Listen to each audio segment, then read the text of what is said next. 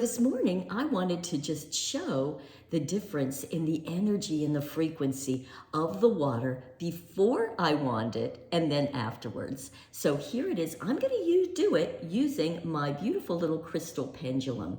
So if you see my arm, you can see that I am not moving it. I'm just holding this right above the water, and it is just going sideways. And that tells me that there's not a lot of positive energy going on in this. So now I'm going to go ahead and wand. I'm going to wand this big jar for about 5 minutes, and then we'll come back and see exactly what's going on with it. All right, so I have done the blower for about 5 minutes. So let's just see what the pendulum is telling us now. So it starts, it takes a couple seconds. You can see I am not moving my hand at all. My arm is steady.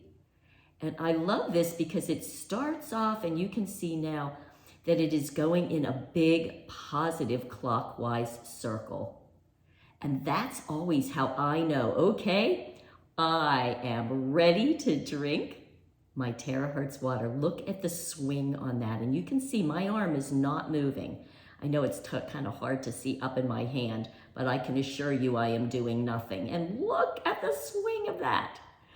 On top of that, if you're still not sure, all you have to do then is take a little sip of this water, and it is just so silky smooth. There is a mouth feel to it, and it goes down really, really gently. So I hope that was helpful. You have a fabulous, terrific day. Bye.